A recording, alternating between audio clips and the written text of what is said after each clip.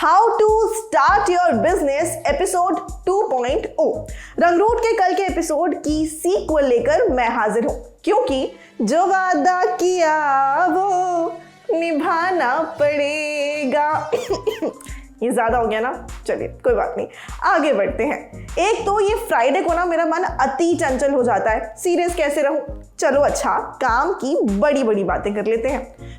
तो मेरे रंगरूटो, वैसे तो किसी भी बिजनेस को शुरू करने के लिए पगडंडी एक सी ही होती है, पर इस पगडंडी पर चलकर मंजिल तक पहुंचने वाले हर इंसान का एक्सपीरियंस काफी अलग होता है। इस पगडंडी को तो कल हम लोगों ने समझ लिया था, आज एक्सपर्ट से बात कर उनके प्रैक्टिकल एक्सपीरियंस को सुनते हैं। नमस्कार, मेरा नाम है मानसी और आप देखना शुरू कर चुके हैं रंगरूट शो।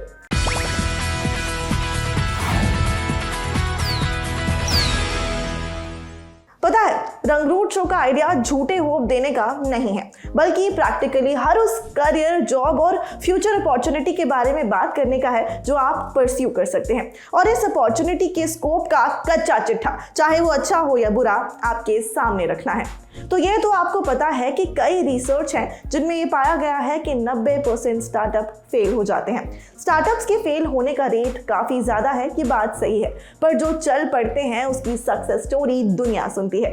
ये रिस्की खेल है, पर सोचिए, एक यूपीएससी एस्पायरेंट क्या इस डर से कोशिश करना छोड़ देता है कि फेलियर रेट बहुत ज़्यादा है? नहीं ना, तो फिर आप अपने सपने पर गिव अप क्यों करेंगे?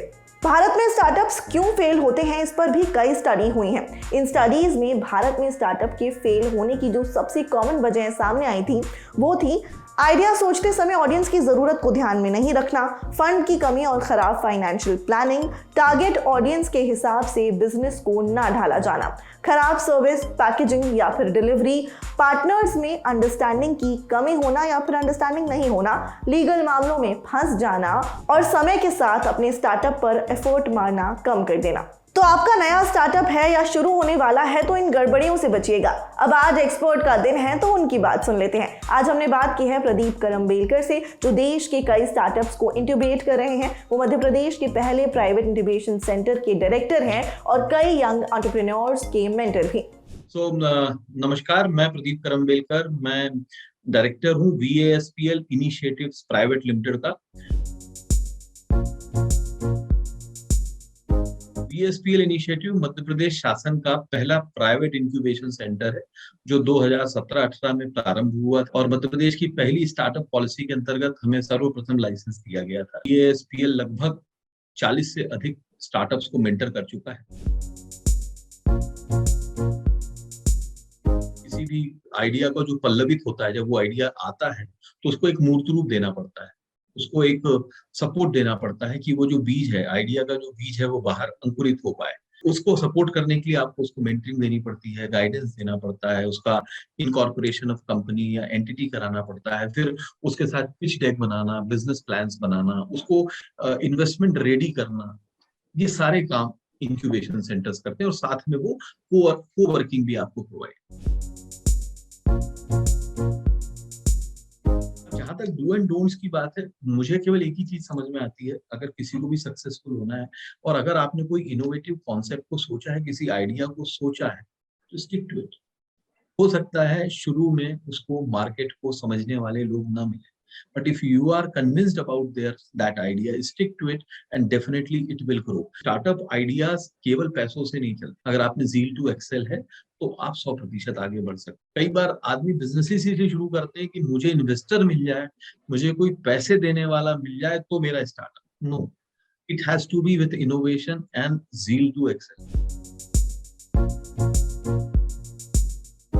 हमारे पास टेक्नोलॉजी इनपुट्स नहीं होते, हमारे यहाँ अभी वो थॉट प्रोसेसेस नहीं है कि हम इनोवेट कैसे करें और उसको टेक्नोलॉजी से इम्बेडेड कैसे करें। तो इस कारण क्या होता है कि टेक्नोलॉजी से इम्बेडेड ना होने के कारण जितने भी स्टार्टअप्स होते हैं, जो यंगस्टर्स हमारे यहाँ आते हैं, वो शॉर्ट टर्म सोचते हैं, बहुत बड़ा नहीं सोच पाते और टेक्नोलॉजिकल बेस पे नहीं सोच पाते। जब वो ऐसा नहीं सोच पाते तो उनका स्टार्टअप फंडेबल नहीं हो पाता। मुझे लगता है जो चैलेंजेस हैं वो थोड़ा माइंडसेट में है, जो कि हम छोटे शहरों में या जो भी इमर्जिंग सिटीज हैं उनके जो स्टार्टअप्स के साथ है। कल के शो के कमेंट्स में आप लोगों के कई सारे सवाल भी थे, तो हमने सोचा कि लगे हाथ एक्सपर्ट से इनके सवाल भी मांग लिए जाएं। सुनिए। तो पहली चीज हमेशा स्टार्टअप्स को, एंटरप्रेन्योर को मैं बतलाना चाहूंगा, आप अपना बिजनेस सरकारी योजनाओं पर डिपेंड करके नहीं शुरू कर। Government can not be your business partner, तो government only a facilitator, take it with you if उनकी योजनाओं में, उनकी स्कीम्स में, क्योंकि वो बहुत सारे अलग अलग पर्पजेस के कारण वो स्कीम्स बनाते हैं और बहुत सारे लोगों के लिए बनाते हैं। अगर आप उसमें फिट इन होते हैं तो मैंने देखा है सरकार आपको जरूर मदद कर रही है। हर जगह सरकारें आपके साथ काम कर रही हैं, बैंक्स काम कर रहे हैं। मैं मानता हूं कि उनमें थोड़ी रिजिडिटी है, क्योंकि जो उनके लॉज हैं वो इतनी जल्दी उनको इम्पावर नहीं करते कि आपको तुरंत लोन दे। तो उनकी जो ड्यू डिलीजेंस है उसमें तो आपको फिट होना ही पड़ेगा।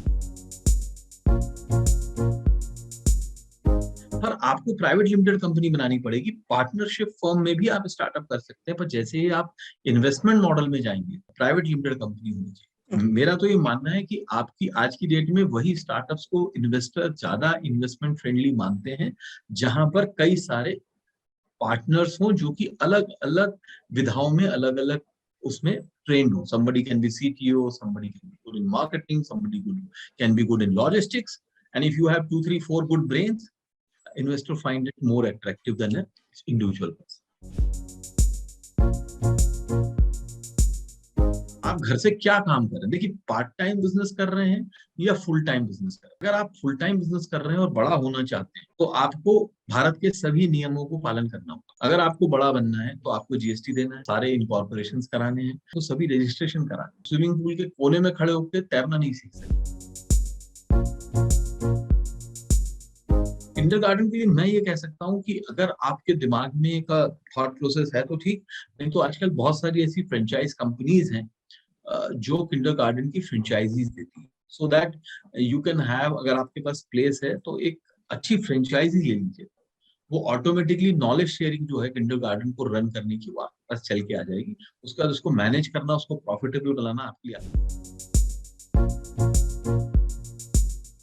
ऐसा कोई समय नहीं था जब एंटरप्रेन्योरशिप को इतना अधिक वेटेज दिया जा रहा था। Everybody is talking about it, it's a buzzword, and everybody is talking that Bharat में लोगों को काम देने वाले लोग चाहिए। This thought process, the mindset of entrepreneurship is been building on. मुझे लगता है कि सभी यंग एंटरप्रेन्योर्स को इस गोल्डन टाइम का मौका छोड़ना नहीं चाहिए। एवरीथिंग, मेक इन इंडिया, आत्मनिर्भर भारत, आत्मनिर्भर Madhya Pradesh, all these are giving so many opportunities in every field, product development to service to IT to robotic to metaverse to everywhere, that you have an ample chance to grow. अब कुछ ऐसे startups के कर्ता धर्ताओं से बात करते हैं जो चल पड़े हैं। पहले नमन को सुन लीजिए। ये सिगरेट बर्ड्स को रिसाइकिल कर सॉफ्ट टॉयज, पेपर और ना जाने क्या क्या बना रहे हैं। मैंने ये सिगरेट बर्ड्स की प्रॉब्लम को खुद रियलाइज करा जब मैंने देखा कि बहुत सारे लोग सिगरेट बर्ड्स को पीकर इधर उधर फेंक देते हैं। यहाँ से हमारा बिजनेस की स्पार्क जनरेट हुआ और यहाँ से मैंने इस सिगरेट बर्ड्स को रिसाइकिल करने के ऊपर रिसर्च करना शुरू किया और 5 से 6 महीने की रिसर्च के बाद एक ऐसा सोल्यूशन डेवलप करा जिससे हम ये सिगरेट बर्ड्स को पूरी तरह रिसाइकिल कर सकते हैं। उसके बाद हमने एक बिजनेस मॉडल तैयार करा जिसमें हम end to end solution provide करके सिगरेट बर्ड्स को इकट्ठा करके रिसाइकिल करके इसके बहुत सारे प्रोडक्ट्स बनाते। स्टार्टिंग के 1-2 साल में हम लोग क्योंकि सिगरेट बर्ड्स को इकट्ठा नहीं कर पाते थे, इंडिया में ऑलमोस्ट 250 से ज्यादा डिस्ट्रिक्ट में हमने कलेक्शन सेंटर्स बनाए जिससे हमारे पास regular flow of raw materials आना शुरू हुआ। स्टार्टिंग के first 2-3 years were in the loss. अगर नेट लॉस की बात करें तो वो लॉस में ही था। ब्रेक इवन भी अभी 2025 तक होगा क्योंकि रिसाइकलिंग के टुवर्ड्स जो इंफ्रास्ट्रक्चर का एक्सपेंसेस हैं, मार्केटिंग, ब्रांड बिल्डिंग, टीम मतलब टीम के एक्सपेंसेस, बहुत सारे खर्चे होते हैं। पर एक बिजनेस सिर्फ प्रॉफिटेबिलिटी पे फोकस अगर करेगा तो वो बिजनेस नहीं सरवाइव कर पाएगा। एक सक्सेसफुल बिजनेस या एक कंपनी एस्टेब्लिश करने के लिए मैं ये मानता हूँ 3 चीजें बहुत इंपॉर्टेंट हैं: people, passion and profitability. 3 P's, तीनों के बीच में बैलेंस अगर आप क्रिएट करते हैं तो आपका बिजनेस हमेशा सक्सेसफुली रन भी करेगा और हमेशा अपवर्ड डायरेक्शन में ग्रो भी करेगा। अब मैत्री को सुनिए। ये फूलों को रिसाइकिल करती हैं और उससे अगरबत्ती और धूप बत्ती जैसे प्रोडक्ट्स बना रही हैं। सोशल मीडिया पर अपने प्रोडक्ट की मार्केटिंग कर मैत्री का स्टार्टअप लगातार ग्रो कर रहा है। मेरा केमिकल इंजीनियरिंग फाइनल ईयर चल रहा था and I took a project, जो प्रोजेक्ट में हमने कुछ वेस्ट से बनाने के लिए लिया था and that too from a biodegradable waste. So we started upcycling those flowers जो हम मंदिर में चढ़ाते हैं and now we are converting devotion to some other products, incense sticks, we can take soap bars, air fresheners, sprays और fertilisers जो again हमारे घर में यूज होने वाले। There was one funding strategy which is known as SSIP, Student Startup Innovation Policy. So that's a policy run by Gujarat government and Indian government. So they fund on the basis of your ideas and we have been initially funded by that. It was a very small amount and later on I thought that इसको सिर्फ project के जैसे ही नहीं रखना है. I want to grow it as a business because this is a major problem India faces. We are not losing anything for now. We are not gaining, but we are growing every day. Nothing will go and give you profits in before 2-3 years. You have to consistently work for anything for next 2-3 years. आपको पता है कि हमने सिर्फ successful startup से ही क्यों बात की? क्योंकि फेल हुए स्टार्टअप के लोगों को ढूंढ पाना मुश्किल है। पर मेरा ये मानना है कि सक्सेस से कहीं ज्यादा लर्निंग फेलियर्स देते हैं। अगर आपके पास ये लर्निंग्स हो तो मेरी एक मदद कर दीजिए। रंगरूट की ऑडियंस को कमेंट्स में बताइए कि कौन सी ऐसी गलतियां हैं जो बिल्कुल नहीं करनी है, ताकि आपकी ठोकरों से सीख लेकर कम से कम कोई और वही ठोकर ना खाए। रंगरूट शो में आज इतना ही। बढ़िया वीकेंड मनाओ। मंडे को मुलाकात करेंगे। रंगरूट के सारे सोशल मीडिया अकाउंट्स की लिंक डिस्क्रिप्शन में है, फॉलो कर लीजिए और शो को फीडबैक देने के बाद ही इस वीडियो के आगे बढ़िएगा। Thank you. देखते रहिए रंगरूट।